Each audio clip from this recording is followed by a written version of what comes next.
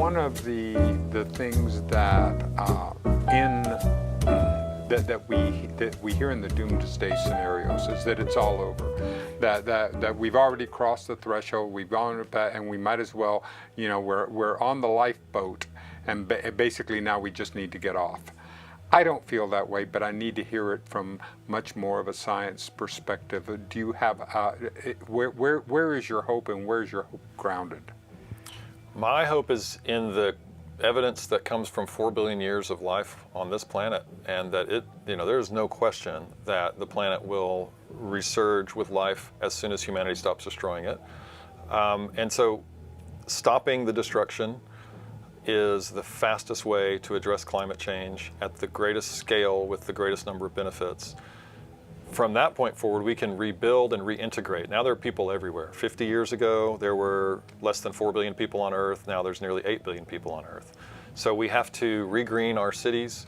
We have to make use of our organic waste products to strengthen our soils, to strengthen the resilience of ecosystems to deal with extreme weather. But there's a very clear line that is just about rebuilding the biosphere, restoring the integrity of the biosphere as fast as we can, everywhere we possibly can, but starting where it's most important in the tropics. That'll give us, there's no reason that the future can't be brighter based on this idea of biospheric restoration. Regardless of how hot the planet gets, vegetation and life in general is incredibly resilient and adaptive given proper resources. And what we're doing right now is just taking resources out.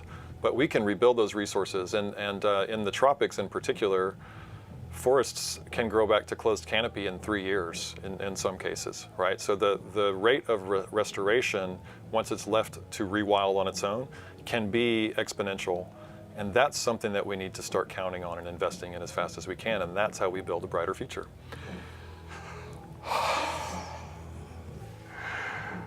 Chris, one of the things that I think is so apropos about us having this conversation right now is that you came out of music. You were one of 2 people in your graduating who went to UT who got a full ride in music. And then for 10 years, you worked in music, you did it music, and then suddenly the universe goes, well, maybe we have other plans. What happened? Well, a lot happened. I got to do a lot of things I really wanted to do in terms of kind of success, metrics, I guess, benchmarks. Yeah. And I wasn't really having a very good time. I didn't feel great about the music we were making. And I have more of that kind of compulsion of an artist than, I guess, a capitalist. Right. And so I was not very happy musically, and I just sort of got unwell, I got to a point where I couldn't really play music without it causing sort of psychosomatic pain. Yeah. And I had to stop for a while. And as a percussionist. As a drummer, as a really loud drummer. In the 90s, it was a lot of loudness going, like crashing cymbals and, Yeah. Nirvana was the dominant influence on music in that decade. So yeah, we played pretty loud. Yeah. But yeah, I had to make a switch. So it's time to went on a journey. So what happens on this journey?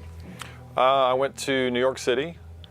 I spent about a year in Austin and spent a lot of time just sort of internally trying to understand what would I do, because I had been a committed musician for, at that point, I was, 26, something like that, 27. This was your identity. For 15 years leading up to that, starting in 6th grade or something like that. That's all I wanted to do. So, and it had happened, step by step, it had all come together. And I just thought about it and thought about moving to Santa Fe, thought about moving to, Mayberry and, or Kathmandu, somewhere far away. And then realized New York was really kind of the energy and the diversity that I was looking for, and the change, and went up there and piddled in various jobs for a little while, and got to the thing I mentioned to you the other day, where I discovered the green movement. Yes. I don't think I told you about how that happened, though. Speaking of synchronicities. Right, because this is what year is this? So we can ground this in. 2002. 2001 maybe. So what was the consciousness in climate science, ecology, as far as it was known in what would the newspapers would write about or what we would know? Because I know that there was, I was aware enough to know that there was some chatter about this, even though it wasn't getting the kind of headlines that we're seeing today. Yeah, everything that's happening now was predicted to happen. I mean, I may be exaggerating slightly, but maybe by the end of the century or 2050 if you were a doomsday negative case, worst case scenario person. So a lot of where we are today was definitely predicted and understood. Yeah. There's also, I should mention, and I didn't know this in 2001. Yeah. Because I read, at that time I was reading a lot of the sort of environmentalist literature from the organizations that do great work. Mm-hmm. And the narrative I sort of see there are two worlds. There are environmentalists and conservationists in this world of trying to make the planet stay livable. Right. And the conservationists don't have a voice really at all. They're essentially not heard in the political discussion on the environment or the social discussion or the media discussion. That's starting to change, but I actually brought, it's over there, but I brought a study or the preface to a book that was written in '97 that brings together the best of the conservation biologists to talk about nature's services, which is, in other words, our life support system services. The things that make life possible and keep life going are the wildernesses on the planet that function on their own, that precede us by hundreds of millions of years. Totally. And the point of that book from 1997 is to say we have a few decades left. At the rate we're going, we're going to destroy all of the ecosystems that sustain us before anything else happens. And they're right about that. We're at that 12th hour now. But the narrative in the climate community was, and still largely is, and it's not totally wrong or bad, but it's inaccurate that global warming is going to cause climate change is going to cause extinctions. Extinctions will cause the downfall of the biosphere, and then it will be impossible to buy anything at Amazon.com or breathe, All right. As long as you put it in that order, okay. Yeah, right. That's about the order of it too. But the idea that as the planet warms, the chaos of not having regular seasons anymore will shut down food production, will shut down the ability of ecosystems to sustain themselves year-round. Sure. So what's being talked about now, just in the last few weeks, because of the fires in the Amazon finally getting coverage, is this, they talk about self-destruction, ecosystem self-destructing, which is really not a great term, but what they mean is that we talked about your body's vital organs. Sure. There's a certain size and capacity that has to be present for that thing to continue to live. Sure. If you go past that red line, then it can't continue to produce the services to maintain itself and that so are required. Then it shuts down.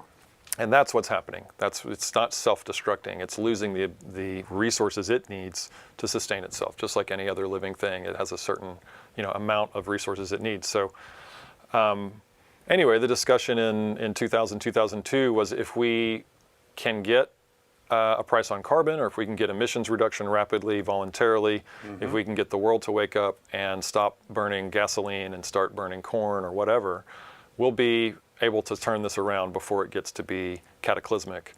And we have, 10 to 50 to 100 years to get there. And then if you read into the research, I was like, no, we don't. We don't have any time here. This looks really bad. It looks like we could lose coral reefs. I remember saying in 2007, it looks like we could lose the coral reefs by 2050, but if you really look at the literature, it looks a lot more like 2030. But I was afraid to say that out loud. Now that's common talk, that the Great Barrier Reef could be gone in 10 years, which of course would really devastate ocean life. Yes. The ability of the oceans to continue not only to produce our food, but to sort of function as a biospheric organ that keeps the planet in balance and keeps it productive and keeps the climate temperate and all the things we have to have. So if we think of the planet as an organism, that has lungs and has different ways of renewing itself and rebuilding, and you're getting involved at that level, right? I'm trying to talk about global ecology, global biosphere, and I'm still struggling to find the language on it, but biointegrity is the name of this project. Yes. Integrity means wholeness, Yes. the wholeness of life. You know, that the planet, we've gone over the red line, as I said. We've already taken out, as in destroyed, more than 60% of the wildlife on Earth in the last 50 years. We've already destroyed or paved over at least 50% of the most productive ecosystems on the planet, the ones that give us the most life support services. And that's accelerating and continuing. We're not going backwards on that yet. We need to go the other way. So I lost your question in that, but So give me some.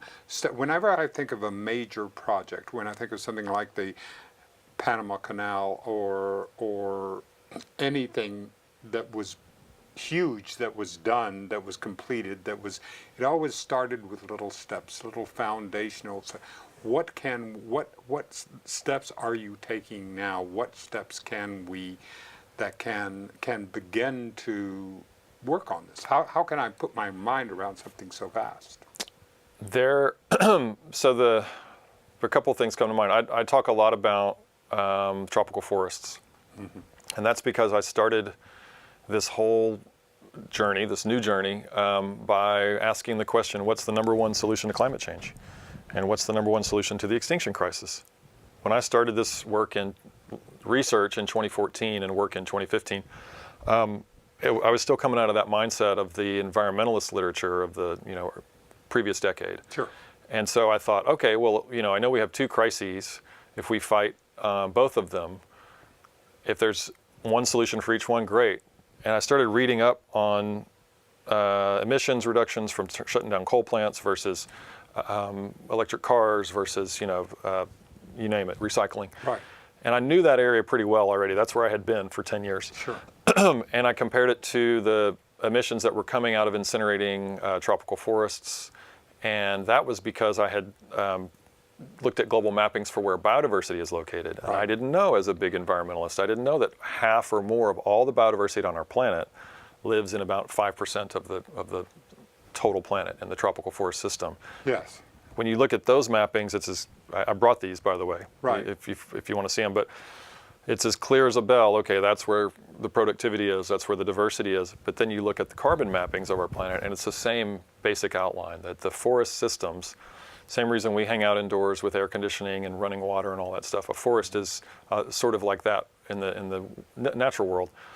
So protecting tropical forests is the biggest simple step that you can engage in to make a global positive difference. And I didn't know that. I was a big voice in the local green energy movement to get Austin Energy to clean up its act and do even better, be more aspirational, and so on and so forth. And the goals that we pitched in 2009 and 10 were exceeded by 2015, and we were the people that were radical in 2010. And all of these things, there are positive things happening. But when you look at, for instance, the amount of just greenhouse gas emissions, well, let me try to take one more step back. So tropical forests then have more values, if you were to list all the reasons why you should protect and restore them, than any other solution that we can engage in. More bang for your buck. Exactly. It's a super multifaceted solution. It's the biggest bang for the buck. So the carbon that lives in these trees, because trees are about half carbon, and these forests are, as Ben was talking about, a 1,200-year-old tree is not uncommon in an old-growth tropical forest. The Amazon, some people believe, goes back to before the dinosaurs went extinct. The tropical forests in Asia definitely go back that far, and the tropical forests in Africa have to go back that far.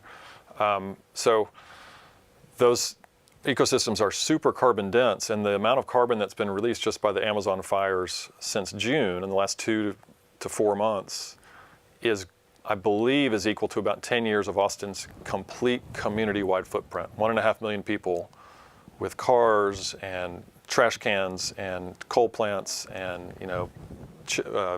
chip manufacturing, all of the emissions coming out of this city. We've created more of a problem for the atmosphere just in a few months of burning the Amazon than Austin can create in 10 years. And so the scale of density of these benefits, or these bang for the buck, multifaceted things, exceeds 100x often what we're accustomed to when we're trying to change our light bulbs or switch over to a cool car or whatever it is. And then the price of helping, to sort of round that out, the price of helping can be under $1 per acre.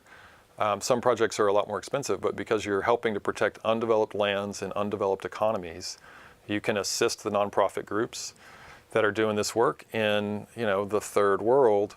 And so these land values are pennies on the dollar. There's a project we were promoting a couple of years ago in the Congo that was 27 cents an acre. Right now we're doing one that's 76 cents an acre in the Amazon. It helps 220 indigenous communities get land rights to their ancestral lands. And it's 6.1 million acre project in Peru. It's phenomenally great. And I could go on and on and on about all the things in that. But that's one thing you can do. The other thing, the quick answer is I'm trying to figure out how to say this in a better way, but biospheric thinking. That you really start to engage in in this recognition that you're surrounded by living things. Yes. And when you look at anything in front of you, whether it's your iPhone or your shoes, it's because of the living things on this planet that preceded us that made all this possible. And there was no life on land 600 million years ago. It's all in motion, and we are the result of a long story. We've accidentally, without knowing it, sort of lost touch with that story and have destroyed the majority of that system in the last few decades as population has grown. But anyway, biospheric thinking, that you can make a huge difference by trying to enrich the soil in your backyard with compost, trying to make sure that you don't waste things in the same way that you've done before. You think more about the plastic that's going into the ocean. You try to eliminate these things that are affecting other organisms, other living things, whether it's a microbe or a dolphin or a tree. Right. All of it is critical to our future. And so when we're thinking about the process of changing our perspective and change it, that's the thing that excites me about that. So are you looking at it because you did this from the entrepreneurial level and now you're doing it through the nonprofit level and through the educational level? Tell me your Chris Searles' route. Well, I believe that we are, as I've said, it's the 12th hour. It's not the 11th hour now. Mm-hmm. We're on the other side of the bad news. We have to decide what we want the future to be like. Right.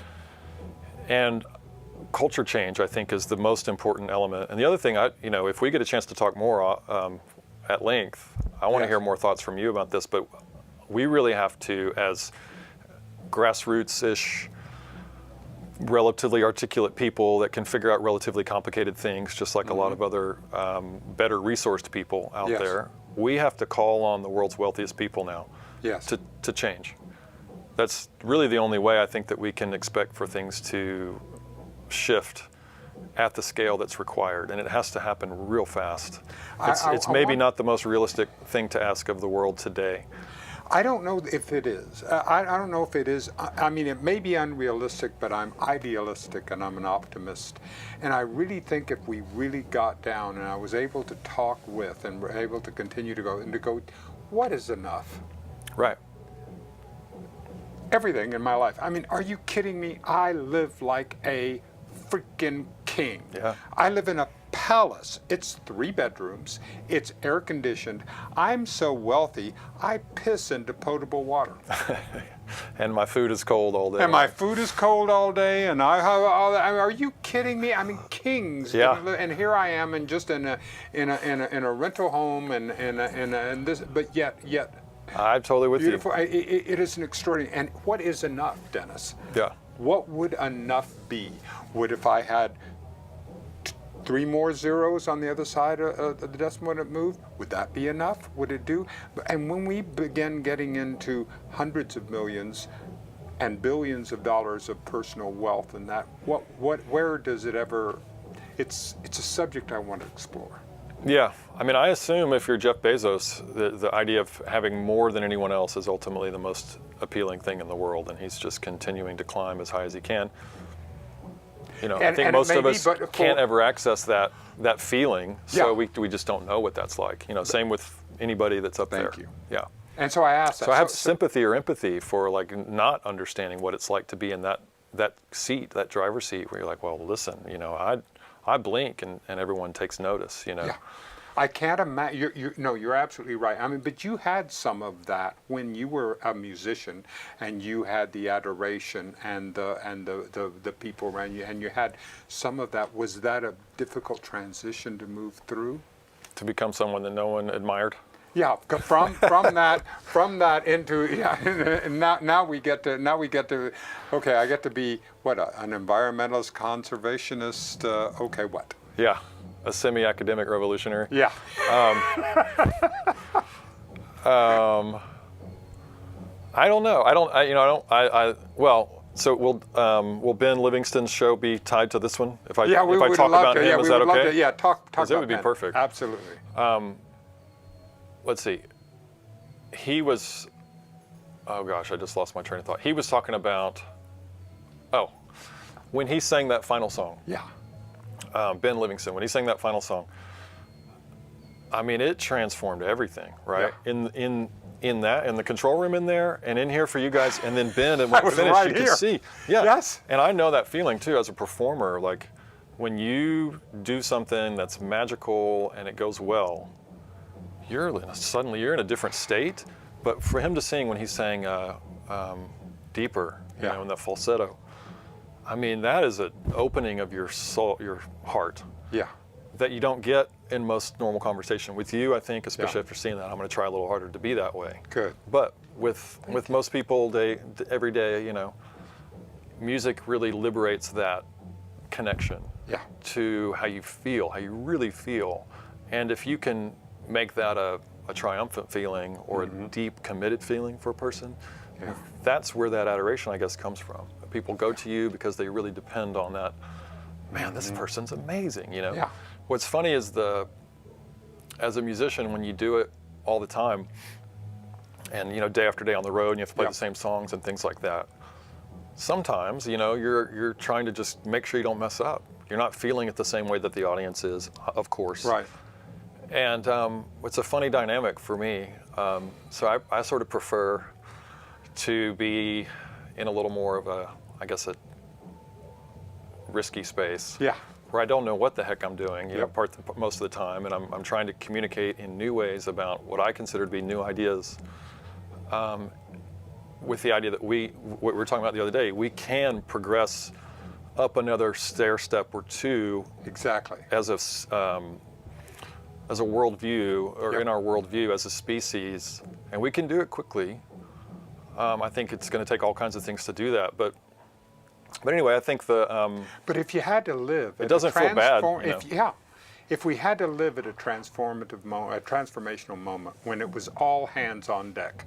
Okay, people, as a species, as a planet, are we going to survive? Are we not? Let's go. Yeah. Yeah, I mean, that's really the message we need to be talking about, and it's no fun to sort of throw that out there, and it's also so big and unwieldy. It's like, you know, how do you say that convincingly? Where's Martin Luther King Jr. when we need him? You know, we need somebody who can really, really orate around these ideas right now. This is one thing I'm interested in right now, especially in the political spectrum, and trying to get the consciousness around this, is that how do we say it in an encapsulated way that can move people? Because these are some really, this entire ecosystem is a marvelous, interconnected. I mean, when you look at the body, I mean, what Ben Livingston was talking about, and with the work that he's going through in the healing of muscular dystrophy and all that he's working on, and the physical, what a body does is extraordinary. Well, what this planet is an extraordinary complex, and it can't be dealt with it is happening, it isn't happening. Right. We're talking about some very complex issues that have to be addressed on multiple fronts. Now, can we digest it into something that can move people? Yeah. I don't know. I don't know that we can. That there's one way.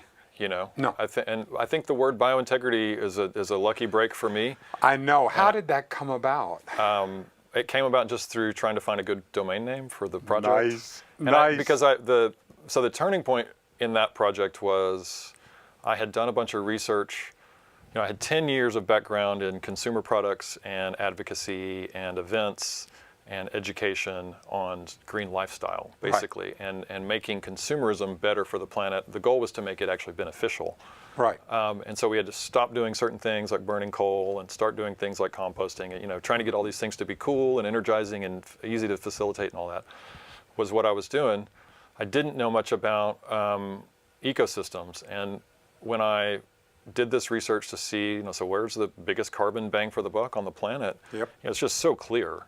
It's so easy to see on a map, which is one of the ways I think we accomplish what you're talking about, is the visuals, the global visuals are stark. The contrast is stark in terms of how things are so super concentrated in the tropics. Yeah. Like about 75% of global biological productivity is in the tropics. I didn't know that. Most people don't know that, but I you didn't. can see it on NASA's mapping. You can see it in the stills. You can see it in the the animations of a year or 20 years of satellite data. But so what I learned was, okay, so protecting the most biodiverse ecosystems, the tropical forests, protecting the most life is the biggest solution to climate change. Wow, that's cool. So I'm looking for a domain name that says something about protecting life Right. as a solution, as a step forward. And that's how I ended up with biointegrity. Wonderful. So Yeah. what are you doing with it, and where are you going? What kinds of things are on your agenda as far as you can see? Now, again, of course, it's going to continue to evolve in this, but Yeah. just to give me some perspective. I have a bunch of different projects I'm sort of managing in, a little bit here and a little bit there. So in the spring, I did a thing called Strings in the Park. That's a concert series. The idea there is just to, this is such a meaty type of conversation. Yeah. And before the Amazon fires, you couldn't really talk about sort of biological issues in climate conversation wasn't even as easy to have as it is 3 months later. Right. So the idea of Strings in the Park is that we're trying to do an event that's just open to anyone. It's not a political event, of course. And that gives me a chance. I bring a great artist out and put strings with this great artist's songs Yeah. and do a concert in the park. And people come out to enjoy their time in the park. So first they engage in nature, just enjoying themselves outdoors, which is rare. Not so much in Austin, but in general, people don't do that. Exactly. And then I get to introduce the artist. So in my 2-minute intro, I take about 30 seconds and say, we're doing globally strategic environmentalism.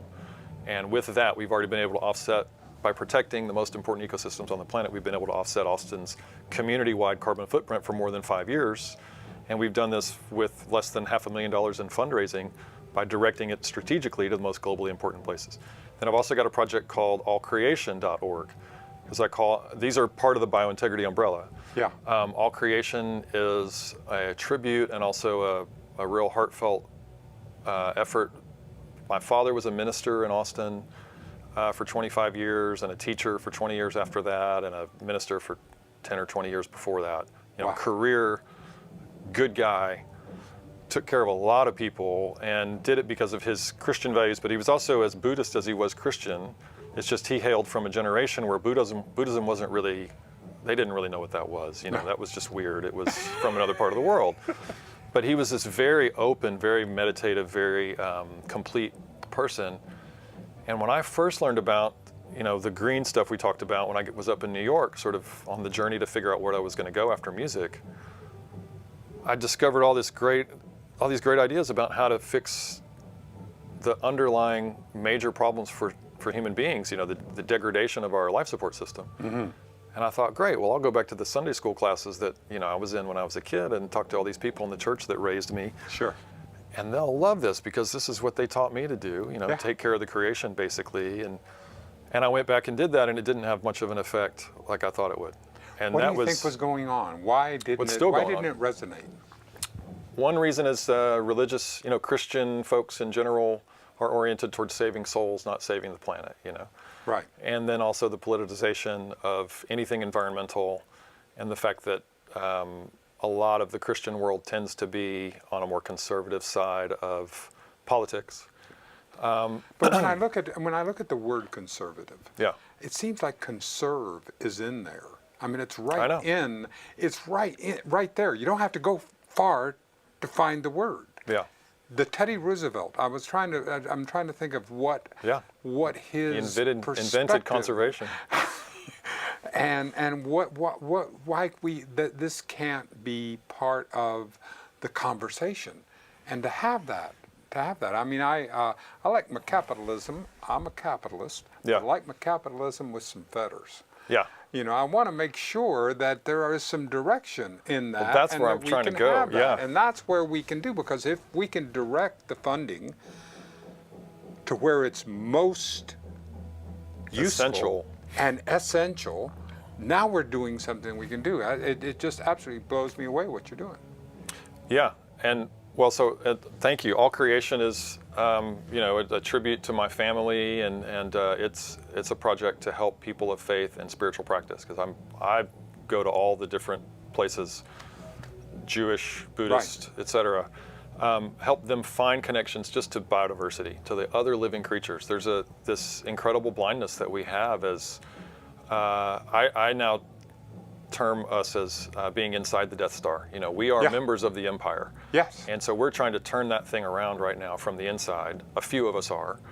Yes. And the majority of people in our empire here are really not aware of the fact that we're an empire, or that we are completely out of touch with our life support system and that kind of thing. So the extinction crisis, the loss of biodiversity, that should be a penultimate issue for people of faith and spiritual practice. No question.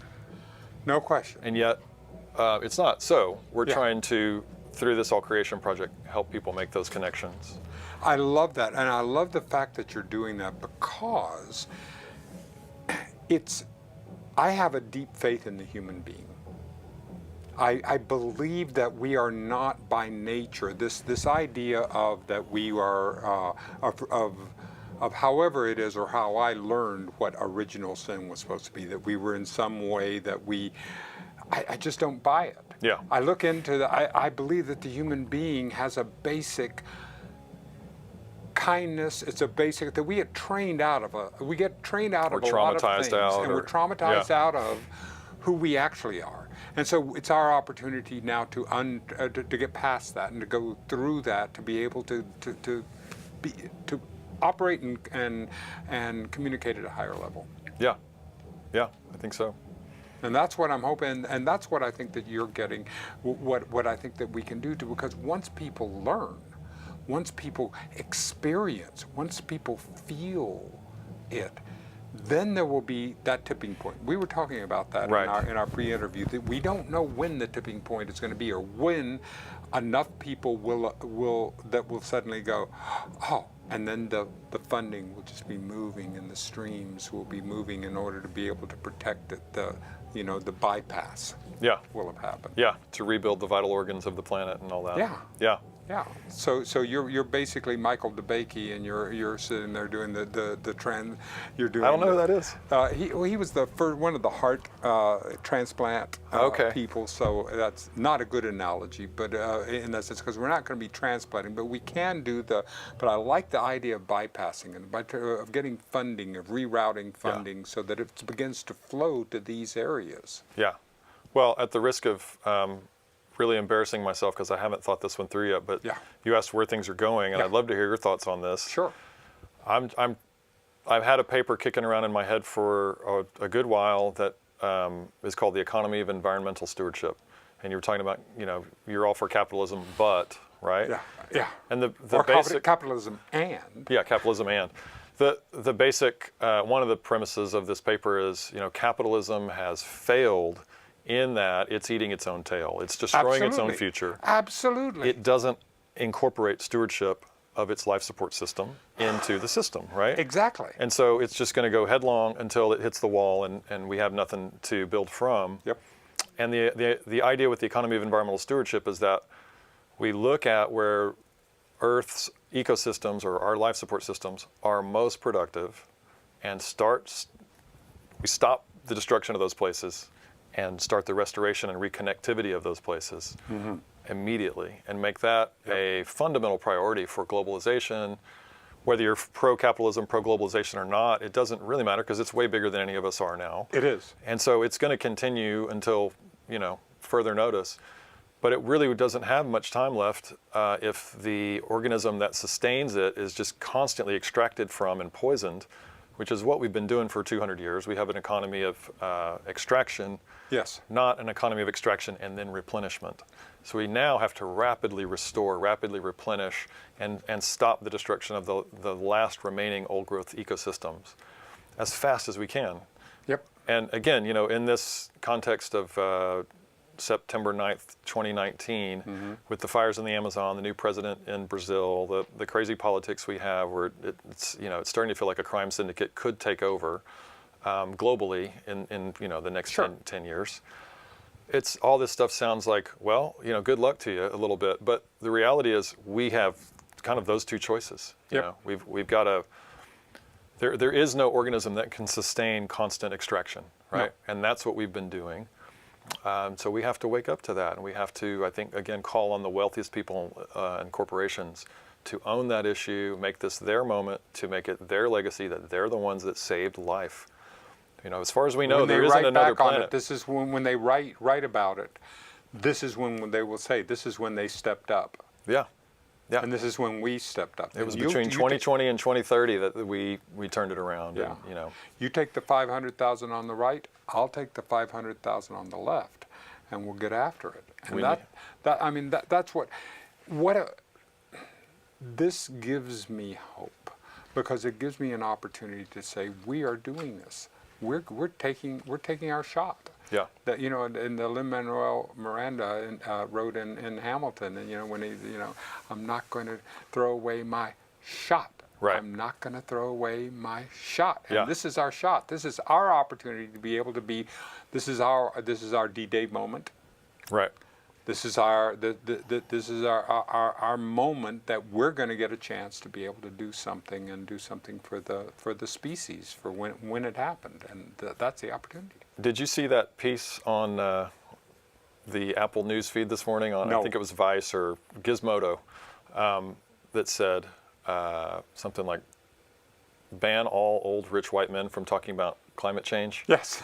Do you see that? No, but I love it. Well, so it was a response to, I think the guy's name is Jonathan Franzen, who wrote a piece on Sunday that said, basically, we might as well give up. We've had 30 years to stop climate change. We're not going to do it. And so this younger person, I assume millennial, by the way he wrote about it, wrote in and said, basically, you need to sit down and shut up, man. I have courage. You can go live off of your wealth, right, and eat kale from the farmer's market and think that you're doing something and wait for the storm. Mm-hmm. My generation, we are going to roll up our sleeves no matter what. We're courageous. We're moving forward on this. And that, to me, was what you're saying, just like gave me this energy and, chills. And that's, an interesting thing about generationally what's happening is the younger folks seem to have way more fortitude than the last few generations. Yes. And God help us, if they don't. Everything looks easier when you're That's young, right? But I really do think there's a ton of intellectual know-how and community spirit in the younger generations Yep. that are coming up right now. And it's if people they like you and were, I that can hopefully, we're we sort can- of the pre, we sort of paved some of that road, because we're these kinder, gentler, more community-oriented people. Well, and I here think they that's come so. ready to pitch in, I think that's so. But if we were evolving as a species, and we were going through the process, just like the bonobos and the chimps went through to the hominids, when that happened, whatever imperative that was, it had to be something. There had to be in the chimp and bonobo communities. They had to know something was going on. There had to be some. Well, now, what if that were happening? And what if these kids? We're talking about when I go to the grocery store, I go around and I look in the eyes of these kids. There is something going on in there. Yep. I know I may be projecting They're on proud to something, be gay. but They're proud to be trans. It's like stuff that you Wow. couldn't talk about 20 years ago is now, that's who I am. I know. It's like really and cool. that makes such difference, because if I'm spending so much time covering up who I am. One of the things we're going to put on the website is different ways that we can connect. But I want to know what are the ways that we can connect with biointegrity and the different things that are underneath your umbrella. The biointegrity website is biointegrity.net. And if you go to biointegrity.net/solutions, that's where I am recommending the biggest bang for the buck of the biggest bang for the buck solutions. So I mentioned the project on the Amazon for 76 cents. That's there. That's supporting a group called Sedia in Peru. And yeah, there's the biointegrity website. There's a Facebook page that's constantly pushing solutions. And there'll be more media coming in the future. Yeah. One of the things that that we hear in the doomsday scenarios is that it's all over, that we've already crossed the threshold, we've gone, and we might as well, you know, we're on the lifeboat, and basically now we just need to get off. I don't feel that way, but I need to hear it from much more of a science perspective. Do you have where is your hope, and where's your hope grounded? My hope is in the evidence that comes from 4 billion years of life on this planet, and that there's no question that the planet will resurge with life as soon as humanity stops destroying it. And so stopping the destruction is the fastest way to address climate change at the greatest scale with the greatest number of benefits. From that point forward, we can rebuild and reintegrate. Now there are people everywhere. 50 years ago, there were less than 4 billion people on Earth. Now there's nearly 8 billion people on Earth. So we have to regreen our cities. We have to make use of our organic waste products to strengthen our soils, to strengthen the resilience of ecosystems to deal with extreme weather. But there's a very clear line that is just about rebuilding the biosphere, restoring the integrity of the biosphere as fast as we can, everywhere we possibly can, but starting where it's most important in the tropics. That'll give us, there's no reason that the future can't be brighter based on this idea of biospheric restoration. Regardless of how hot the planet gets, vegetation and life in general is incredibly resilient and adaptive given proper resources. And what we're doing right now is just taking resources out. But we can rebuild those resources, and in the tropics in particular, forests can grow back to closed canopy in 3 years in some cases, right? So the rate of restoration, once it's left to rewild on its own, can be exponential. And that's something that we need to start counting on and investing in as fast as we can, and that's how we build a brighter future.